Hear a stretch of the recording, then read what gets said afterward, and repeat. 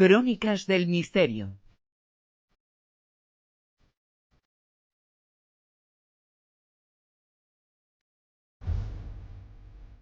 Con Lorenzo Fernández y con Manuel Carballal, las crónicas del misterio que viajan al pasado. No sabemos si en avión o no, ahora vais a descubrir por qué.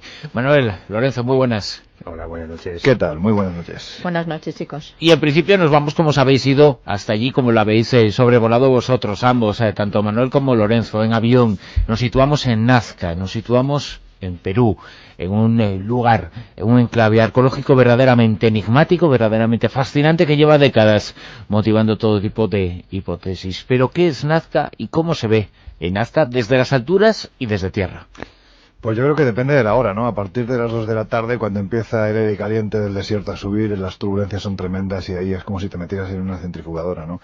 Pero Nazca no deja de ser una especie de lienzo gigantesco, lienzo de tonos ocres en mitad del desierto, donde desde hace ya 2000 años, que es cuando más o menos podemos ubicar el comienzo de la cultura nazca, ahí ocurre algo, ¿no? Algo que lleva a los habitantes de esta región del planeta a hacer unas pues figuras gigantescas que siembran todo ese desierto, lo que es la pampa de San José de Socós, lo que es conocido, y además qué nombre más bonito y más acertado en este caso, el Valle del Ingenio, y es un lugar pues que podemos decir que está cargado de enigmas, ¿no? Figuras y líneas son lo que se observan en este lugar. No solamente las líneas de Nazca, aunque conocemos popularmente el lugar por las líneas de Nazca, pero hay algo más que líneas, hay también inmensos pistas, dibujos. Que es un término un poco más tendencioso que utilizan algunas corrientes. Ya empieza. Sí, hay varias figuras, más de 1000 figuras de trazos rectos, algunos muy largos, de varios kilómetros de longitud, espirales, círculos. Luego hay algunas figuras de animales muy conocidas, de plantas también, e incluso algunas figuras antropomorfas que suelen estar colocadas en las laderas de alguna colina o de alguna montaña. Y yo creo que Nazca es con mayúsculas un misterio. Primero que ya es mucho, porque cuando... Está ahí, lo podemos ir a ver. Exacto, y cuando te pones a revisar todos esos grandes misterios que encuentras en los libros de enigmas del pasado y te tomas la molestia de ir a los lugares donde supuestamente están, pues de repente se empiezan a diluir, ¿no? Es como un puñado de arena que se te va deslizando entre los dedos y al final queda muy poco. Pero Nazca es algo que puedes ir a ver y que merece la pena además ir a verse. Los nazqueños, la civilización que se cargó de construir esas pistas, esas líneas, esos dibujos, de trazarlos, de presentarlos a quien fuera, ¿qué sabemos sobre esa cultura? Pues sabemos, por ejemplo, que tenemos que ubicarnos en el 300 antes de Cristo al 900 después de Cristo. Ese es el periodo de tiempo que dura aproximadamente esta cultura, y que era una cultura especialmente ducha en lo que era el arte de la cerámica, el arte de los textiles, donde además reflejaban su cotidianidad. Es decir, eran gente que de hecho la propia UNESCO ha reconocido este arte pues como algo importante, ¿no? Porque todavía hoy es pues, como las propias líneas, ¿no? Es decir, es tangible, lo puedes ver y puedes hacerte una idea de cómo era aquel tiempo, un tiempo tan seco como el de hoy. Es lo que ha hecho, por ejemplo, que las líneas de Nazca hayan conseguido pasar, pues yo creo que la peor de las barreras, ¿no? Que es la del tiempo, porque es un desierto en el que tan solo llueve 2 horas al año. Imagínate lo que era vivir en aquel entorno, ¿no? Sí, porque el enigma no está en cómo se hicieron. Sabemos cómo se hicieron, es muy sencillo. Cualquier persona que viaje al desierto de Nazca puede acercarse a por lo menos algunas de las líneas, y son unas hendiduras en la tierra de no más de 30 centímetros. Se ha quitado la parte de arriba y por la misma oxidación cambia el tono y eso las hace visibles. No es demasiado misterioso la técnica del trazado. El problema es el tamaño de algunos dibujos y que realmente, aunque no es verdad que solo se pueden ver desde el aire, esto no es cierto. Desde algunas de las colinas de alrededor son bastante visibles, y María Ritchie, que fue una de las grandes investigadoras del caso, vivió muchos años allí como otros investigadores anteriores y hacía las observaciones desde una escalera que transportaba. ¿Quién provocó que fueran inmensamente populares, además de María Ritchie, que también fue una auténtica responsable de ello?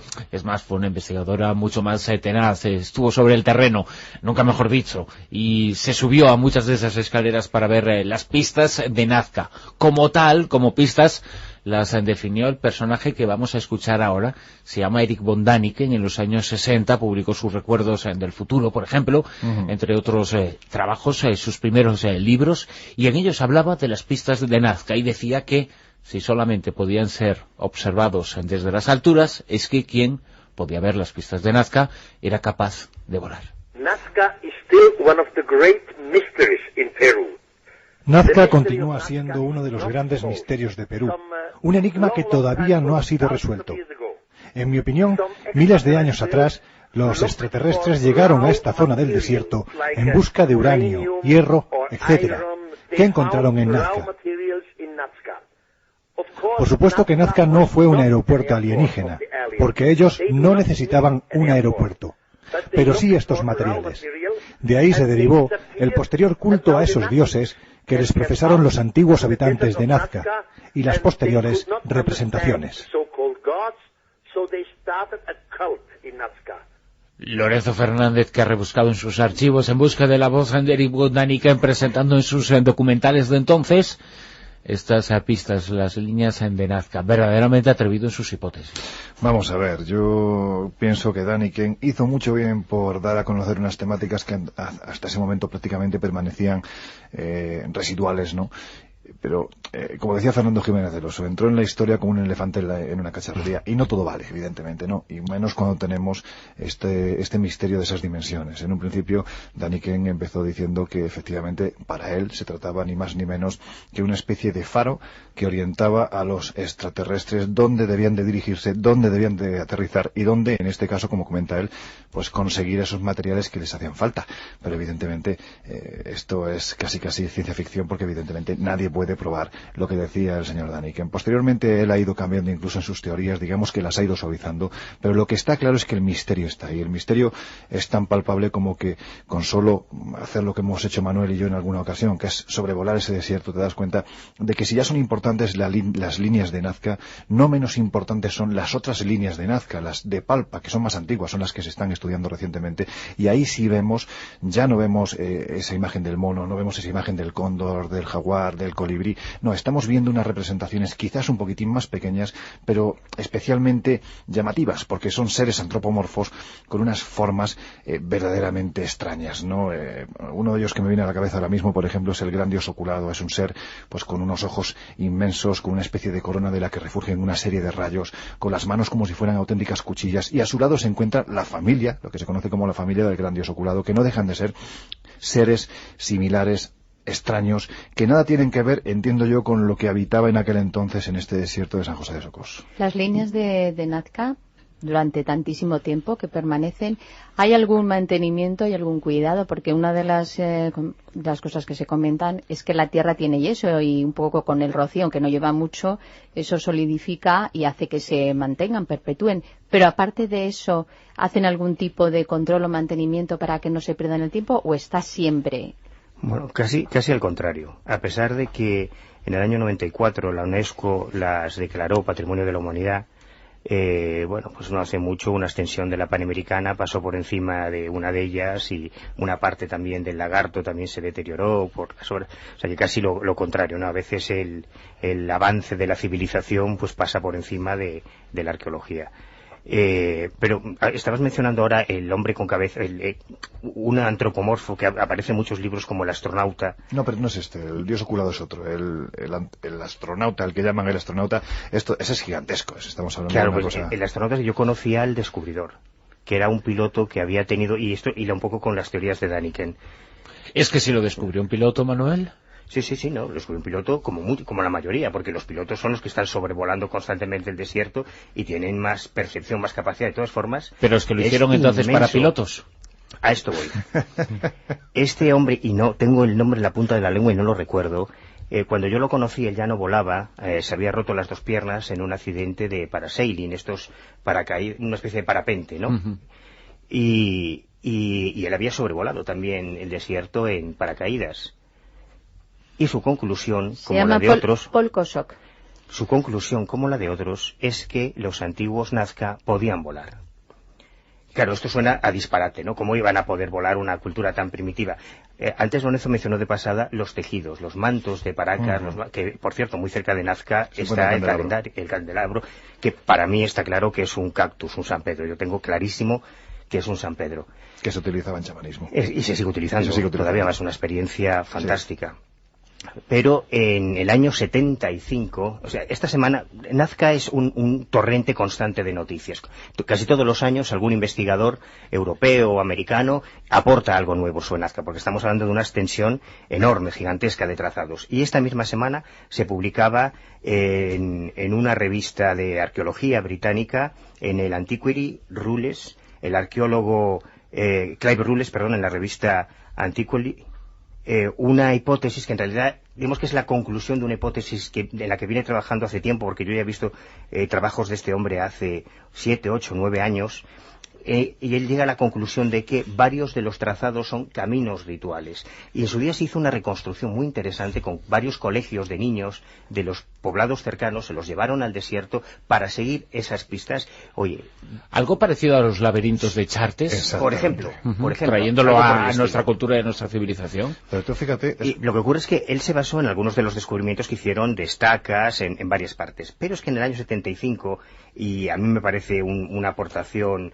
realmente revolucionaria para esta historia, un aventurero norteamericano, Jim Woodman, basándose en que en varias partes de las figuras se habían encontrado unos hoyos negros como calcinados, lo que indicaba que se habían realizado hogueras en distintas partes del trazado de los jeroglíficos. Esto lo unió al tejido, cuando analizaron el tejido de alguno de esos mantos enormes, gigantescos, un tejido muy cerrado, más cerrado incluso que muchos de nuestros paracaídas o de nuestros globos aerostáticos, lo llevaron a un laboratorio en Estados Unidos y comenzaron a gestar una hipótesis muy audaz, revolucionaria, la de que si algún científico, algún pensador de la cultura de los nazcas se hubiese dado cuenta de que el aire caliente es más ligero que el aire frío, podían haber llegado al descubrimiento del aerostato, pues como su día hizo el padre Bartolomeo mucho antes de que se hiciesen los primeros globos franceses, ¿no? ¿Y por qué no? Bueno, esto como conclusión, como hipótesis está bien, pero vamos a llevarlo a la práctica.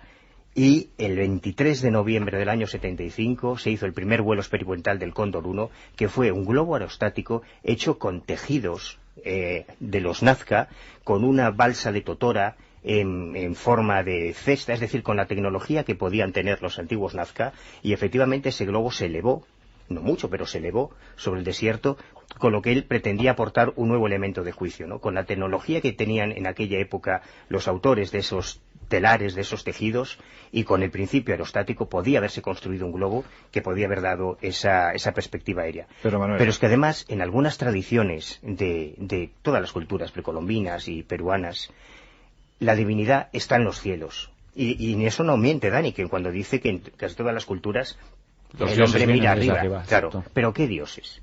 A mí me lo explicaban allí en Nazca y me pareció muy razonable cuando hablaban, por ejemplo, del dios cóndor.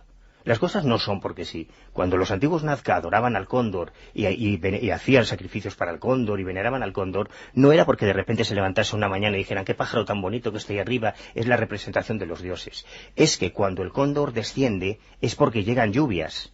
Y con el paso del tiempo, los campesinos, los agricultores empezaron a asociar la presencia del cóndor con la llegada de las lluvias. El cóndor les traía la lluvia, ¿no? Y hay muchos estudios antropológicos en ese sentido. Cuando una creencia se perpetúa tanto en el tiempo es por alguna razón. No es una cosa que se inspire de la noche a la mañana. Simplemente dos cosas. Evidentemente esto que estás comentando es parte de la historia de Nazca y es muy probable, ¿no?, que muchas de estas líneas simplemente fueran indicadores de cosechas, indicadores de llegada de tiempo de lluvias. Evidentemente el hombre del pasado podía volar, se demostró, pero yo creo que esto es lo menos importante. Lo importante es ¿qué demonios hace eso ahí? ¿Para qué está colocado en el desierto esas gigantescas líneas que, por ejemplo, como el colibrí pueden tener desde lo que es el pico hasta la cola aproximadamente 350 metros? Es una auténtica barbaridad. Es un esfuerzo tan sumamente grande que pensar que se ha derrochado para algo que solo se puede ver desde arriba es que no tiene sentido ninguno. Pero no volviendo al tema, en muchas partes del mundo, lo sabes. Pero mira, volviendo al tema de la religión, comentaba Silvia un nombre que es Paul Kosok, ¿no? Paul Kosok es al que se le atribuye en el año 1939 el descubrimiento de las líneas, ¿no? Es el que va buscando los sistemas de irrigación que utilizan los Nazca en el desierto y sobrevolando la zona se da cuenta de que efectivamente allí hay algo que va más allá de esos laberintos que en teoría deberían de conducir el agua a los aljibes. Pues bien, es que si te vas más atrás en el tiempo, por ejemplo, año 1537. 47, Pedro de Cieza, ¿no? Exactamente, Pedro Cieza de León. Lo que demuestra que se veían desde el suelo, porque no creo que Pedro Ciezo estuviese volando. Ojo, hay algunas que se ven desde el suelo, es decir, tú vas a Nazca, te vas a la mitad justo de la pampa de San José de Socos, a unos 30 kilómetros de la localidad de Nazca, y sabes que hay una especie de torre enorme en la que tú, como turista o como viajero, te puedes subir y puedes observar precisamente esta que está partida por la Panamericana, y justo al lado hay otra. Pero es que el mono, el cóndor, el jaguar, el colibrí, no puedes verlas desde lo alto de una colina, tienes que subirte como mínimo a 200 metros de altura, simplemente por el tamaño tan gigantesco que tienen y porque además no hay ninguna colina lo suficientemente alta a su lado para que tú lo puedas observar. Bueno, y yo pregunto ahora, más o menos la geografía de la zona, ¿se ha hecho un estudio de los cambios que ha podido tener? Porque sabéis que a lo largo del tiempo, pues muchas veces las zonas, pues yo qué sé, por movimientos naturales, cualquier influencia puede cambiar, y a lo mejor el relieve era diferente en la época que vivían los nazqueños. El relieve no era diferente, pero es que hace muy poco en términos geológicos. No, pero el momento en que los nazqueños estuvieron ahí. La pregunta es muy interesante porque es que hace muy poquito tiempo, hace aproximadamente un par de años, un arqueólogo también, creo que era de la universidad, igual que Paul Kosok de la Universidad de Long Island en Estados Unidos, llevó a cabo una serie de estudios porque, como dice Manuel, Nazca no deja de ser una constante fuente de información, y este hombre se dedicó a, pues analizar el terreno. Llegó a la conclusión de que hace aproximadamente 1500 años, es decir, en el momento en el que se empiezan a construir, a gestar las primeras líneas sobre ese desierto, aquello era un auténtico vergel, era un bosque de guarangos, un árbol cuyas raíces son tan profundas que lo que hace es mantener el agua a una determinada profundidad, y que con el ambiente reseco, especialmente cuando llega cada 7 años más o menos, se produce el fenómeno del Niño, pues ya sabéis, se inunda el desierto y las zonas húmedas se secan, ¿no? Pues en este caso el guarango lo que hacía era contener ese agua para durante los 7 años siguientes, más o menos, que esta gente no se muriera de sed. Por lo tanto, es interesante ver que cuando se empiezan a construir estas líneas, lo que propone David Forrest Jones es que, pues más o menos como pasó en Isla de Pascua, ¿no? De repente empezaron a deforestar la isla y aquello fue la hecatombe, murieron por hambrunas, por sequías. Pues esto pasó algo parecido. De repente empezaron a construir estas líneas, estas figuras en el desierto, empezaron a talar el bosque de guarangos, y esa humedad que conseguían contener a varios metros de profundidad dejó de almacenarse como aljibes naturales. Y fue cuando empezó precisamente el declive de la cultura nazca. La cuestión, vuelvo a repetir, es ¿por qué demonios hacer eso en el desierto? ¿Por qué ese esfuerzo tan tremendo? Antes hablábamos de Pedro Cieza de León. Es que cuando Pizarro estaba ansioso por encontrar oro, parece ser que Pedro Cieza de León lo que hacía era dedicarse al turismo, ¿no? Y ya llegó a la conclusión en aquel tiempo, en el año 1537, pues de que efectivamente los indígenas iban a este lugar porque lo consideraban un centro ritualístico de primer orden. No hablamos de calendario. Decía textualmente Pedro Cieza de León que hay unas señales en algunas partes del desierto cercano de Nazca para que las comunidades de indios encuentren el camino que han de seguir, camino sagrado. Por lo tanto, ya vemos que esto significaba algo, pues eso, hace aproximadamente unos 500 años. A lo que me recuerda un poco a las últimas hipótesis sobre Stonehenge, que también era un camino donde la gente tenía punto de encuentro en esos santuarios. Y un lugar para curarse también. Claro. Es que además este tipo de figuras que en teoría están hechas para ser vistas desde el aire no se limitan a Nazca, existen en muchas partes del mundo. Yo me encontré una en Mongolia, que no he encontrado ninguna bibliografía al respecto, y es una pena que no se investigue más eso. En Inglaterra, aquí en Europa y en varios lugares, en América, en África, en muchos sitios, por algún impulso extraño y desconocido, pues nuestros mayores decidieron crear esos grandes dibujos, esos grandes grabados, que es cierto que en todo su esplendor solo pueden verse desde el aire. Pero cuesta creer que sea por un origen extraterrestre. A mí por lo menos me cuesta bastante. Evidentemente, a mí también me cuesta mucho. Por eso sigue siendo un enigma. Pero intento... A Manuel le cuesta creernos que hay muchas probabilidades de que sea precisamente eso. Ya que llega casi todo, si tiene alguna duda... Yo lo veo más culto a los dioses. Esos dioses que pero son... ¿Pero cómo eran esos dioses? Sí, claro, pero ¿quiénes eran esos dioses? ¿De dónde venían? ¿Cuál era su naturaleza? Tenemos un problema muy gordo, de verdad. Tendemos a ver al mundo el problema a lo tienes tú, que eres muy cabezón, cabezón. Y te voy a decir por qué. Pero ¿no te parece razonable la explicación que te acabo de dar del culto al cóndor? Es totalmente razonable. Pero el problema que tuvo quizá María Ricci, cuando se pasó tantos años allí en el desierto, Manuel, y todavía sigue su museo, y se murió, está enterrada allí, en el mismo Nazca. es intentar ver un misterio desde nuestros ojos occidentales y contemporáneos. Si queremos entender por qué nuestros antiguos hicieron lo que hicieron, tenemos que convertirnos en ellos, Sí, sí. para ver el mundo a través de sus ojos. Pero lo que es cierto es que ese hombre del pasado hacía cosas muy raras. Es decir, tenemos primero que partir de la idea... Joder, pues nada que nosotros Tenemos que partir de la idea... Pero, vamos a ver, y con esto termino. Tenemos que partir de la idea de que el hombre del pasado, su relación con los dioses no tenía absolutamente nada que ver, sobre todo en estas zonas de América, no tenía nada que ver ni con la relación que había en Europa, con sus dioses, con su dios. Allí era mucho más directa, se creía en que ellos bajaban, venían, no voy a utilizar el término bajaban porque si no, pero que aquí venían, también, y así los representaban, y lo que representaban, Manuel, estarás de acuerdo conmigo, que te has pateado mucho esa zona, eran cosas muy raras, porque la sensación que te da cuando observas a esos dioses, sean Tiahuanaco, sean Chan-Chan, sea en la zona de los Chachapoyas, da igual donde sea, es que eso no es del pasado, da la sensación de que lo que ahí está representado es del futuro. Yo eso se lo dije a un chamán y me dijo, ¿y vosotros queréis que el Espíritu Santo baja con forma de paloma? Hombre, para cosas raras las nuestras. Bueno, pues que opinen nuestros oyentes, hemos planteado el debate, la duda, uno de los grandes enigmas de nuestro mundo. Desde luego, las líneas de Nazca, con almohadilla Rosa Vientos en Twitter, pueden dar su opinión sobre el tema que han discutido y debatido esta madrugada en las Crónicas del Misterio, Manuel Carballal y Lorenzo Fernández, a quienes volveremos a escuchar mañana. Muchas gracias. A vosotros. Y cuando queráis, oye, invitarnos, que yo me apunto, A las 2 del hombre, mediodía. a verlas desde arriba, pero ya. Recomendable a las 2 del mediodía.